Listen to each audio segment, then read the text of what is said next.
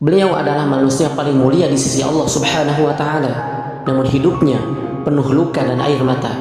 Sejak kecil, Nabi Muhammad SAW telah mengenal kehilangan. Ayahnya wafat sebelum ia lahir, ibunya wafat saat ia berusia 6 tahun, dan kakeknya wafat tak lama kemudian. Bayangkan, seorang anak kecil berjalan pulang tanpa ayah, tanpa ibu. Pernahkah kita merasa paling menderita di dunia ini?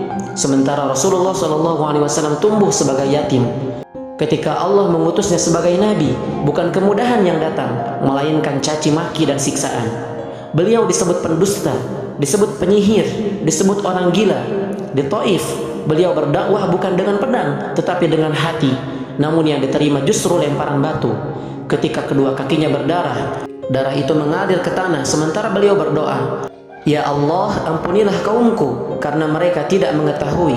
Hadis riwayat Bukhari. Jika itu terjadi kepada kita, apakah kita masih sanggup memaafkan? Beliau kehilangan istri tercinta Khadijah radhiyallahu taala anha yang selalu menguatkan saat dunia memusuhinya. Beliau kehilangan paman pelindungnya Abu Thalib. Tahun itu disebut Amul Huzni, tahun kesedihan. Namun ujian belum berhenti. Putra-putranya wafat satu persatu, dan ketika Ibrahim, putra kecilnya, meninggal, air mata Rasulullah SAW mengalir.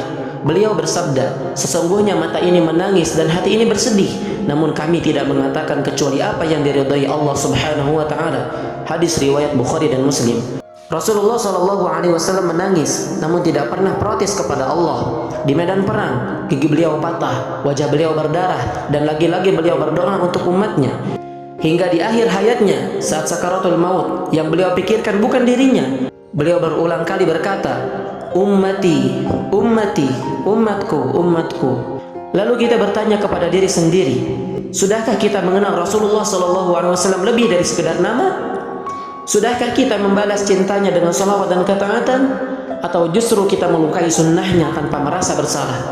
Beliau menangis untuk kita, menderita untuk kita, mendoakan kita, bahkan di saat ajal menjemput beliau.